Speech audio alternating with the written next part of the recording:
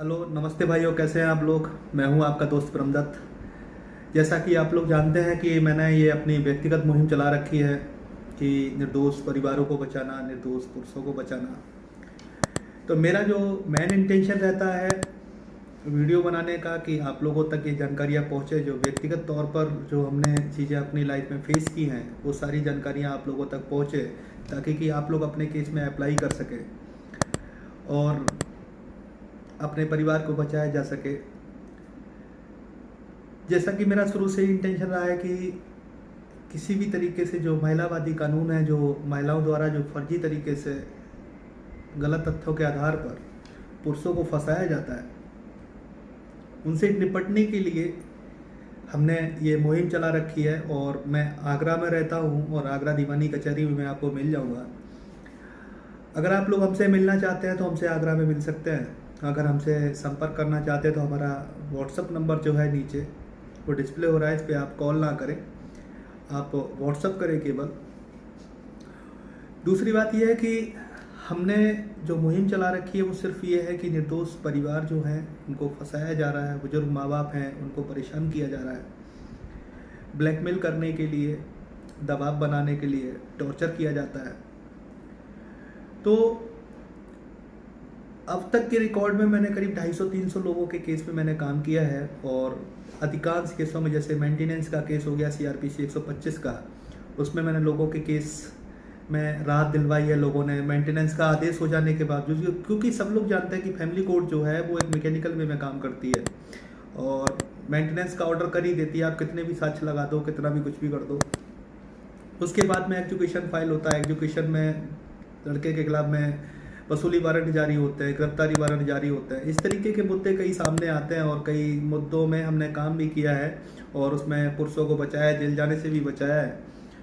दूसरा, domestic violence में, domestic violence का केस जो है उसमें मानसिक, शारीरिक, आर्थिक प्रताड़ना आती है और ये सबसे खतरनाक साबित तब हो जाता है जब इसमें आदेश होने लगते हैं। तो हमने काफ़ी लोगों के DV के केस भी खारिज कराए हैं। जिन लोगों के ऑर्डर हो गए हैं, एग्जीक्यूशन में लग गए हैं, उन ऑर्डरों को भी हमने खारिज कराने के लिए काम किया है और काफ़ी हद तक सफलता मिली है। मेंटेनेंस के केस में ऑर्डर को चैलेंज करवाया है। लोग कहते हैं कि आप ऊपरी अदालत में चले जाओ, लेकिन मैंने ऐसा कुछ नहीं किया। मैंने उनको सही रास्ता बताया और सही तरीके से उनकी जो लड़ाई है उसको आगे बढ़ाने का काम किया और राहत उनको मिली। 498 के केस में जो डॉरी का केस जो लगाया जाता है, क्योंकि महिला को पता है कि उसके बोलने पे ही ये केस लग जाता है और उसको कुछ साबित करने की आवश्यकता इतनी जल्दी नहीं होती है, तो इसमें बहुत बड़ी गलतियां आयोग कर देता है और जांच के समय में बहुत सारी चीज़ें चार्जशीट में वो शो नहीं करता है, जिसका फ़ायदा सीधे सीधे तौर पर लड़के को मिलता है, यानी पति को मिलता है, पति के परिवार वालों को मिलता है। तो इसमें भी हमने जो लड़की है, यानी कि जो आपकी पत्नी है, उसके परिवार वालों को कैसे उसमें लपेटना है, कैसे उसमें वारंटी बनाना है और किस तरीके से उनके खिलाफ मुकदमा चलाना और किस तरीके से इन सारी चीज़ों को सॉर्ट आउट करने के लिए हमने हमेशा ही काम किया है। तलाक के मुकदमे में महिला कहती है कि नहीं, हम तलाक नहीं देंगे, हम साथ भी नहीं रहेंगे, तलाक भी नहीं देंगे। अगर आपने दूसरी शादी कर ली तो 494 और 495 IPC का मुकदमा बेगैमी हिंदू में रिजेक्ट सेक्शन 17 के तहत में लगा देंगे। इस तरीके की चीज़ें आती है सामने। तो इसी के संबंध में आज हम लेके आए कि अगर आपकी पत्नी अगर आपको तलाक ना दे, आपके साथ में भी ना रहे, तो आपको सबसे पहले क्या करना चाहिए। आपको पता है कि आपकी पत्नी आपके खिलाफ में केस लगा रही है, झूठे तथ्य दे रही है और वो उसमें एक डेट मेंशन करती है कि मैं इस तारीख से मुझे निकाल दिया गया है, इस तारीख से मैं अलग। जैसे ही वो केस फाइल करती है तो आपको सबसे पहले जुडिशरी सेपरेशन के लिए सेक्शन 10 के तहत में, हिंदू मैरिज एक्ट के तहत में आपको एक परिवाद दाखिल करना है, जिसमें कि जुडिशली सेपरेटेड शो हो जाएगी। तो इस डिग्री को अपने हाथ में लेना है, थोड़ा सा इंतजार करना है, 1 साल करीब इंतजार करना है और उसके बाद में उसी के आधार पे आप डाइवोर्स ले सकते हैं। इसमें आपकी पत्नी को नोटिस जाएगा, सारी चीज़ें होंगी, लेकिन कोर्ट में जो जुडिशियल सेपरेशन हुआ है उसका फ़ायदा आपको डाइवोर्स के टाइम पे बहुत सारा मिलेगा।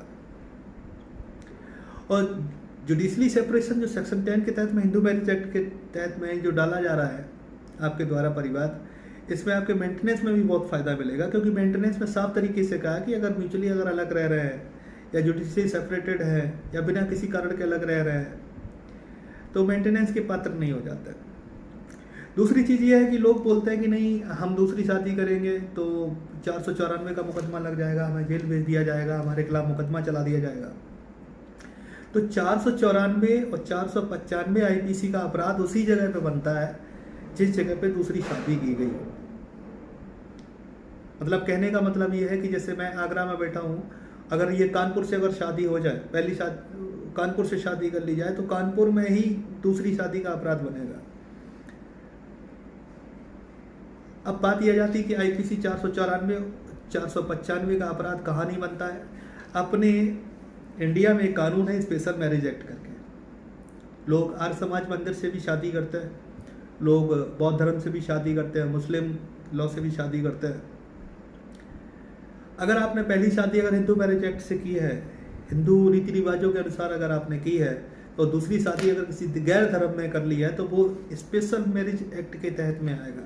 इसके लिए आपको कैसे प्रावधान है, इसके लिए आपको कैसे आगे मूव करना पड़ेगा, इसके लिए हम आपको बताएंगे। जब आप व्यक्तिगत तौर पर हमसे संपर्क करेंगे तब हम ये सारी चीज़ें आपको बता सकते हैं, क्योंकि वीडियो के मार्फत ये चीज़ें बताना उचित नहीं है, क्योंकि इसका फ़ायदा महिलाएं भी उठा सकती है।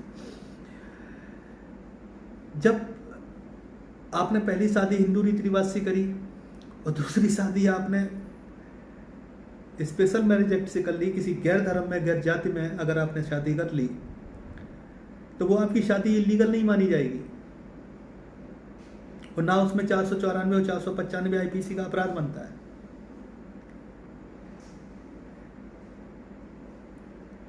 इन द केस आपकी पत्नी कह रही है कि नहीं हम साथ में भी नहीं रहेंगे, हम तलाक भी नहीं देंगे, तो आप डिजर्शन क्रिमिलिटी के आधार पर आप फैमिली कोर्ट में डाइवोर्स का केस भी फाइल कर सकते हैं।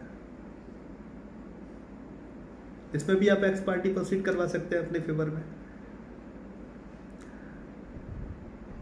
अगर आपने कोई केस फाइल किया है डाइवोर्स का, आपकी वाइफ है, 120 दिन के अंदर अगर उसको नोटिस सर्व हो जाता है और नोटिस पे 120 दिन के अंदर अगर वो जवाब दाखिल करने नहीं आती है तो आप एक्स पार्टी प्रोसीड करा सकते हैं अपने फेवर में। तो ऐसी बहुत सारी ऐसी चीज़ें हैं जो पति के लिए फ़ायदेमंद हो सकती है। और जहाँ तक दूसरी शादी करने का सवाल है, अपना समय बर्बाद करने का कोई मतलब नहीं बनता है। लेकिन हाँ, जो मैंने बताया 494 495 जो है ना, उसी जगह से लगेगी जिस जगह पे दूसरी शादी होगी। और दूसरी शादी साबित करना महिला के लिए भी बहुत बड़ी मुसीबत की चीज़ हो जाएगी। और दूसरी चीज़ ये है, अगर किसी गैर धर्म गैर जाति में अगर आप शादी कर रहे हैं या बौद्ध धर्म या आर्य समाज वगैरह में कर रहे हैं और पहली शादी आपने हिंदू रीति रिवाज से करी हुई है, यानी हिंदू रीति रिवाज मतलब आपकी सप्तपदी हुई है, मंगलसूत्र सिंदूर वगैरह, और वो सारी जो रीति रिवाज हैं वो आर्य समाज में या बौद्ध धर्म में या मुस्लिम में नहीं होते हैं, तो आपको स्पेशल मैरिज एक्ट के तहत में आपकी शादी को वैध माना जाएगा। इसमें आईपीसी सेक्शन 494 और 495 का अपराध नहीं बनता है। अगर आपको ऐसी अगर जानकारी अगर चाहिए हो तो आप लोग हमसे व्हाट्सअप कर सकते हैं। व्हाट्सअप पे हमारा नंबर 7906300632 नीचे डिस्प्ले कर रहा है। और आपको ये मेरा वीडियो कैसा लगा कमेंट बॉक्स में ज़रूर बताएं, ताकि कि हम आप लोगों के लिए आगे वीडियो बनाते रहें। धन्यवाद।